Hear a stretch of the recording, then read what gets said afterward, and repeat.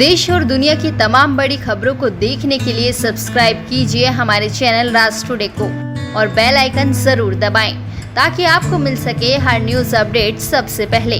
हमारे चैनल में विज्ञापन देने के लिए नीचे दिए गए नंबर पर संपर्क करें। अखंड भारत दिवस पर स्थानीय महाराज सिंह डिग्री कॉलेज हॉल में एक सेमिनार आयोजित किया गया, जिसमें शाकुंभरी यूनिवर्सिटी के वीसी महोदय, महाराज सिंह डिग्री कॉलेज के प्राचार्य, भाजपा के वरिष्ठ नेता महेंद्र सचदेवा सहित नगर के सभी सम्मानित व्यक्तियों ने अखंड भारत दिवस पर दीप जलाकर कार्यक्रम में भाग लिया।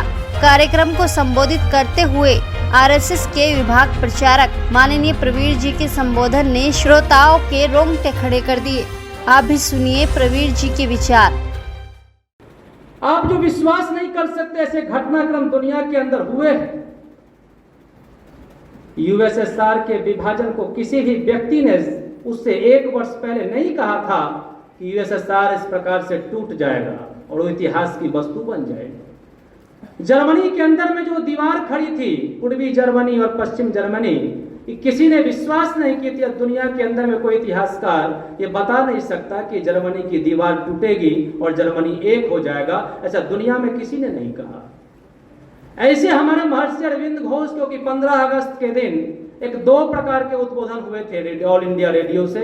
एक उद्बोधन था क्राइस्ट विद डेस्टिनी और दूसरा उद्बोधन महर्षि अरविंद का था, क्योंकि उनका जन्म दिवस होता है और अपने देश के अंदर नव उदारवादी ऐसे महान दार्शनिक के अंदर एक बड़ा स्थान रखते। माँ पिताजी ने बचपन से ही कभी भी सोचा नहीं था कि ये कभी भारत की पृष्ठभूमि से ये जुड़ सकता। महर्षि अरविंद को हमेशा दूर रखते थे, जैसे आज हमारी माताएं अपने बालकों को सामान्य भारतीय पृष्ठभूमि के चीजों से अलग रखती हैं। कई बार मैं देखता हूं माताएं कभी कभी बालकों को और पोटैटो, टोमेटो इत्यादि अगर नहीं बोल पाता है तो बालक को थप्पड़ भी लग जाता, क्योंकि एक प्रकार से जो गुलामी की जो मानसिकता होती है, कहते हैं सर्वश्रेष्ठ गुलाम वह होता है जो अपने मालिक की सब कुछ अच्छा मानता। कभी आप में से कोई नोएडा गए होंगे तो एक विद्यालय नोएडा जब जाएंगे तो सेक्टर 62 में एक विद्यालय का नाम है कार्ल हुबर।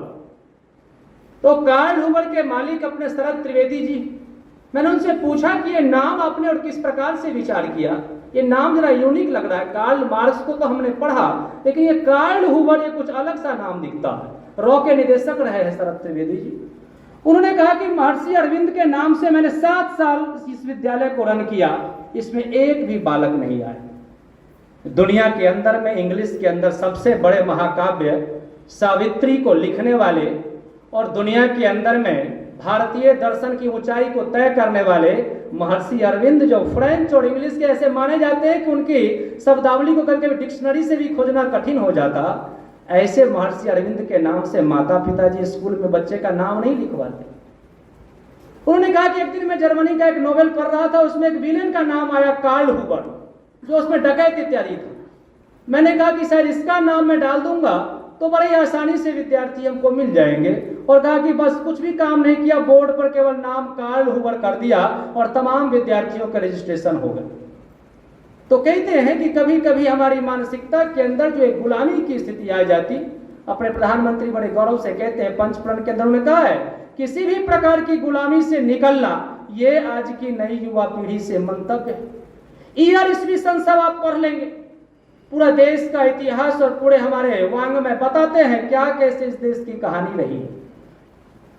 तो कहते हैं कि एक प्रकार की जब ऐसी मानसिकता से उत्पन्न बालक होता है तो उसको बड़ा ही समझाना कभी कभी कठिन हो जाता है। इसीलिए कहते हैं कभी कभी इस मानचित्र को कभी अपने घर के अंदर भी स्थान देना चाहिए। कभी कभी इसके चित्र को देख करके कई बार समाज का और कार्यक्रम होता है और लोग कहते हैं क्या बना देता है ऐसा, जो ये प्रकार का जो है ये देश को इस प्रकार से करना चाह रहा है क्या।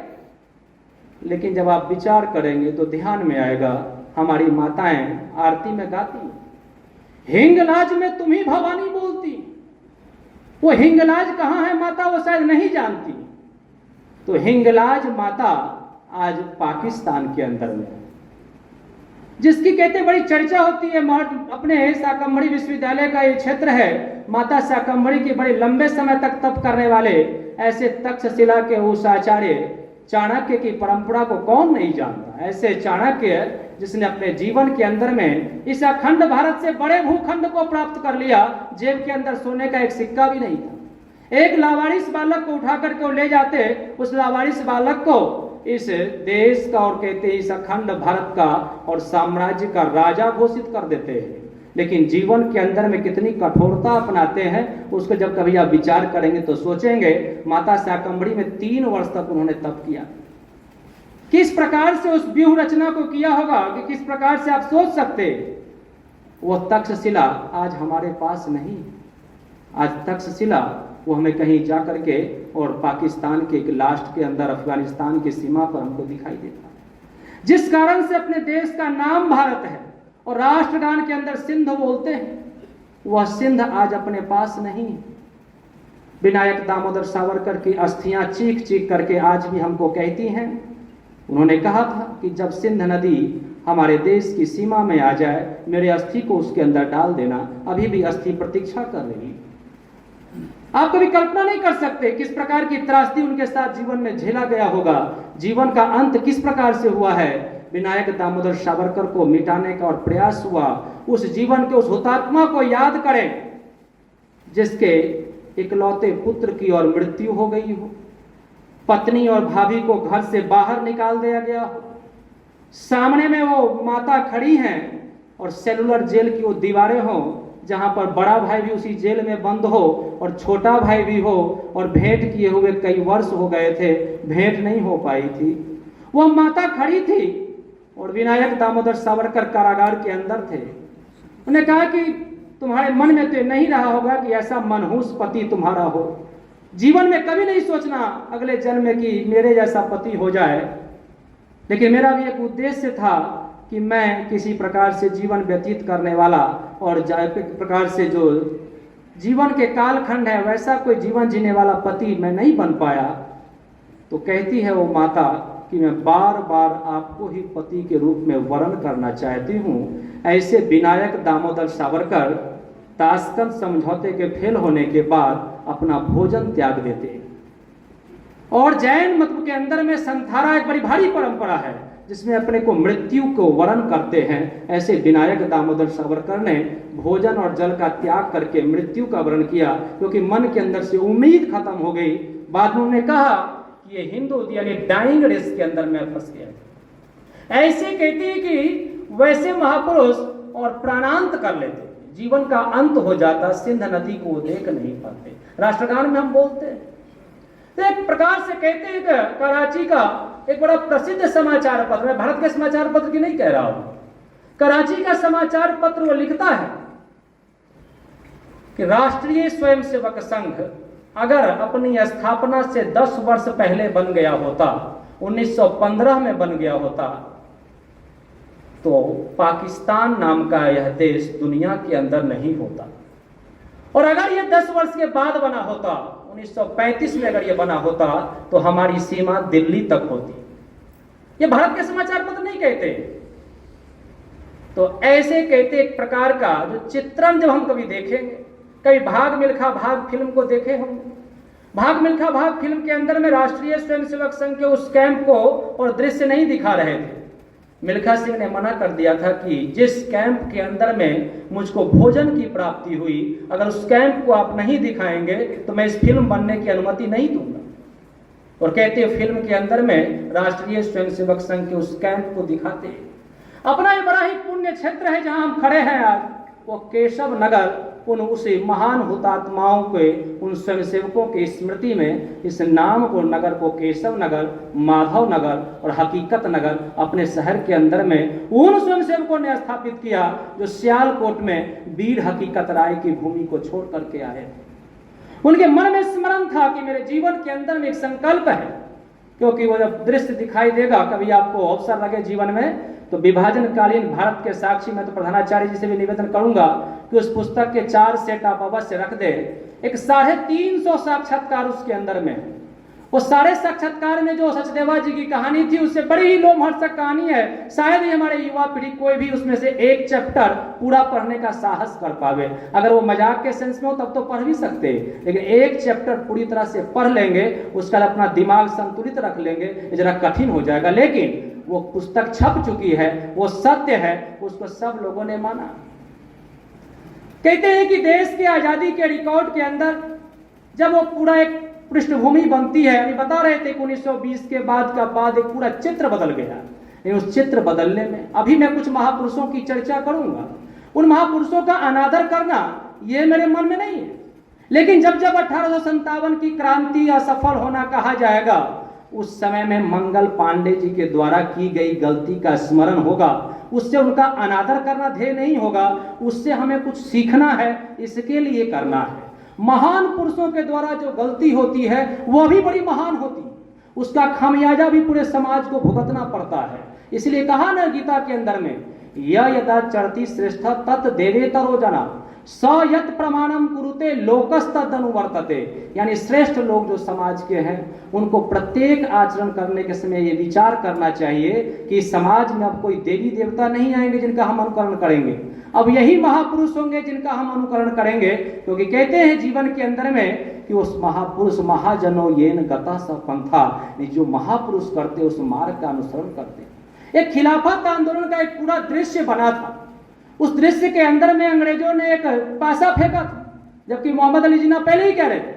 जब उनके कोटेशन आप देखेंगे तो वो कोटेशन लिखते हैं कि जब इस भारतवर्ष के अंदर पहला हिंदू मुस्लिम कन्वर्ट हुआ, उसी दिन भारत में पाकिस्तान का जन्म हो गया। ऐसा जिन्ना कहते कि उस कालखंड के अंदर में एक ऐसा चित्रण उभरा कि मोहम्मद अली जौहर महात्मा गांधी जी के निवेदन पर राष्ट्रीय कांग्रेस के अध्यक्ष हो गए। मंच से विष्णु दिगंबर पुरस्कार वंदे मातरम गाने के लिए खड़े हुए।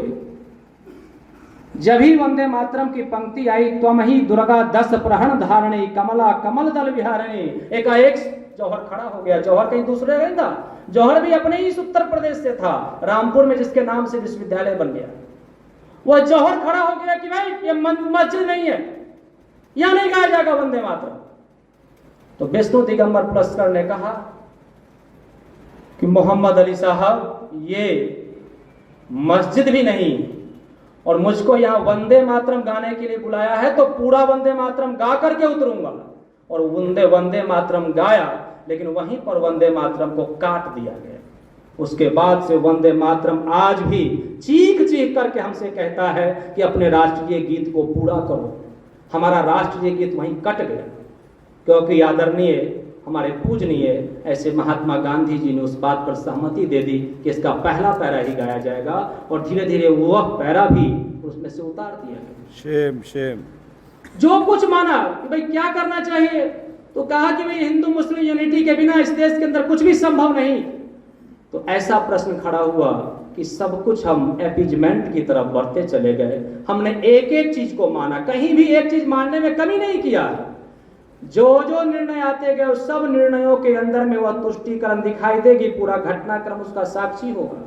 किस प्रकार से विश्वविद्यालयों की स्थापना हुई, क्या उससे पढ़ाने का कल्पना हुई। और आज एक विद्यार्थी कभी कोई बता सकता कि कहते हैं कभी कभी मन के अंदर आता है, आप कोई आज नवीवा कोई 12वीं तक का हो, उससे पूछेंगे तो बता देगा कि भारत की खोज किसने की, तो बता देगा वास्को डी गामा।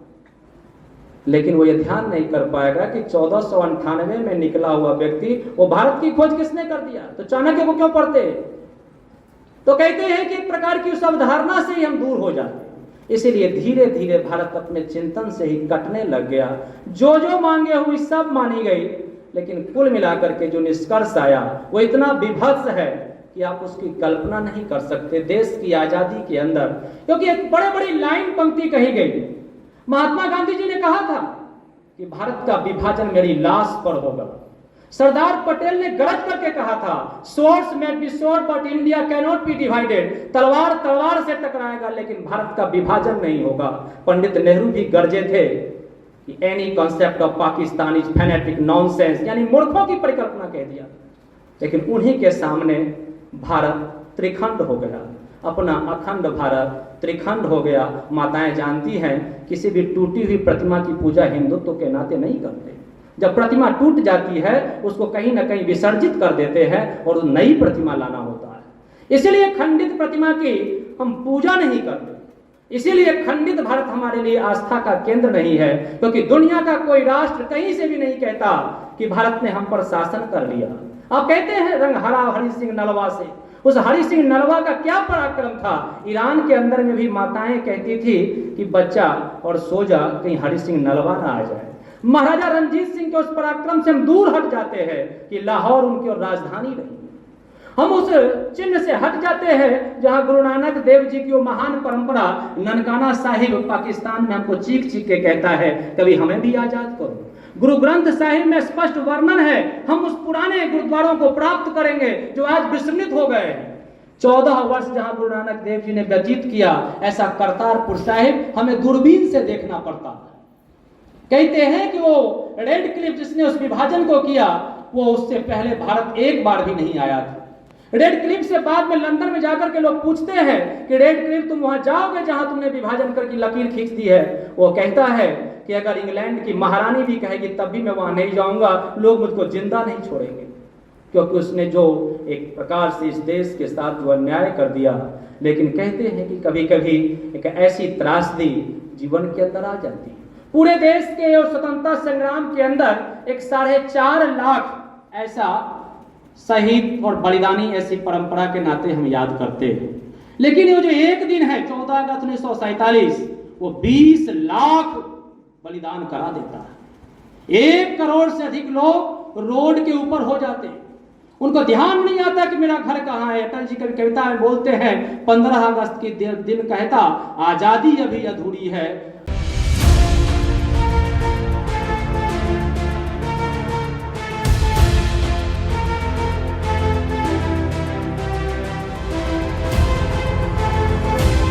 आप देख रहे हैं राष्ट्र टुडे।